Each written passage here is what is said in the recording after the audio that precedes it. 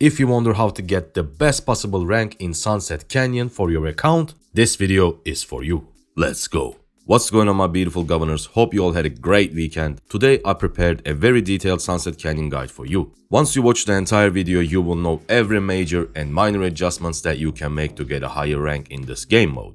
Canyon mode in Rise of Kingdoms has decent rewards, but to me it's more like a prestige thing. The higher you rank, the more respect and recognition you get in your kingdom. That's why I think Canyon is an important game mode to pay attention. Let's start with the best commanders that you can use in this mode and give you a general idea about which type of commanders that you guys should use for each specific role. This way, even if you don't have all those commanders that we will talk about in a second, you can find the best replacements for them in your arsenal. As you guys know, we have two rows in Canyon, and it's the front row and the back row. The general idea is that you should put your tanky/buffing commanders in your front row and AoE damage dealers in your back row. Hence, the best commanders to use in your front line are Constantine, Richard, Leonidas, Charles, Trajan, Mulan, and Joan of Arc. All these commanders have one thing in common: they are either super tanky or they have an AoE buff. But don't forget this: if your troops get the same type of buff from different commanders, the stronger buff will erase the weaker one.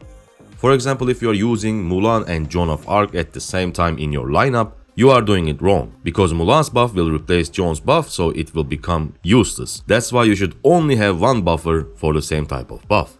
Most frontline commanders works great with low investment, like 5511 Leonidas, 5511 Constantine, Richard, Charles, etc.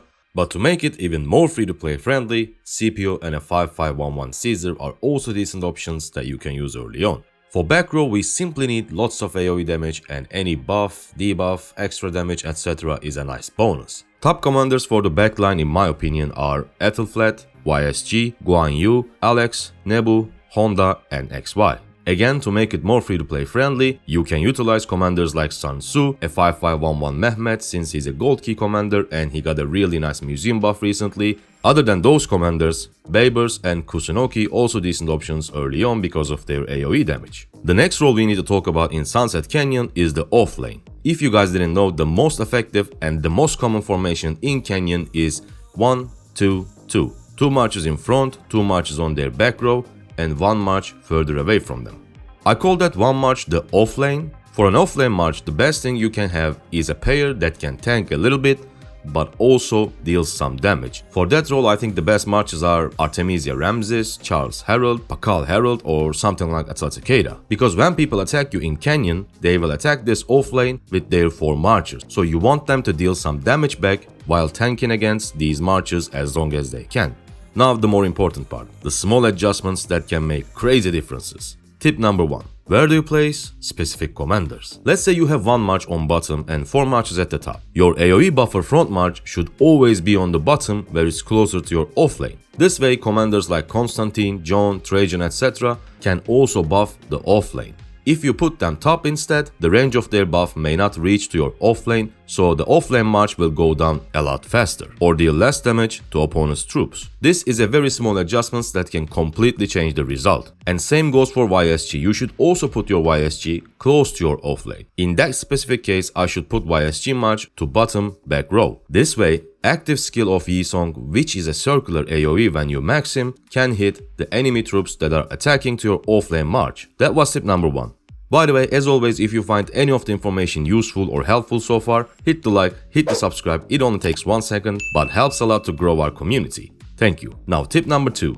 1 siege unit. You guys should use 1 siege unit on your front row marches and on offlane march. The benefit of that 1 siege unit is it slows down your march speed of your front row. So when the battle starts, your front row moves slower than the enemy front row. This way, your back row will attack the enemy front row earlier.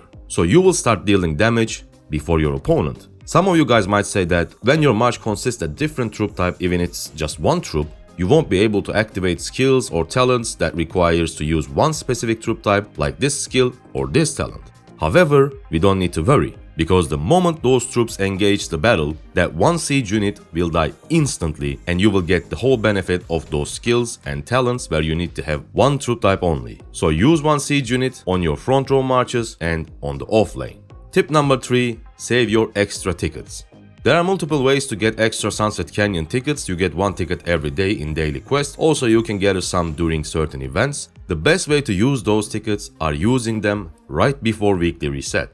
If you use them every day or, I don't know, Sunday morning, the moment you get them, you will get a higher rank, then stronger opponents will start attacking you and you will go down in the ladder. But if you use those right before the weekly reset, you are completely eliminating the chance of people attacking you, because the moment you finished, the weekly reset happens and you will get your highest possible rank. So what I like to do is to save my Sunday chances and extra tickets that I collected all week until the reset, just use all of them in a few minutes around 11:55 p.m. at night. This might sound like a try-hard thing, but it is what I recommend you to do if you want to get the highest possible rank in Sunset Canyon, and isn't everything try-hard in Rise of Kingdoms anyway. Now, a few extra general tips. Your VIP level takes effect in Canyon, so the buffs like extra troop capacity or extra all damage, etc. works in Canyon. Also, you want to use your best available equipment for your primary commander. If you want to know what are the best equipment pieces for every single troop type and budget, card up in the top and links to those videos are in the description. If you have any crucial tips that I missed for Canyon, please leave that in the comments so we can learn and use your tips as well. Also, tell me what are your dream Canyon marches, your dream Canyon pairings. I'm really curious about your commander choices. And speaking of commander pairings, if you guys wonder what are the top 5 open field pairings for free-to-plays and low spenders in Rise of Kingdoms, you should watch this video. Thanks a lot for staying until the end. Hope you guys found it useful and informative. See you on the next one. Bye.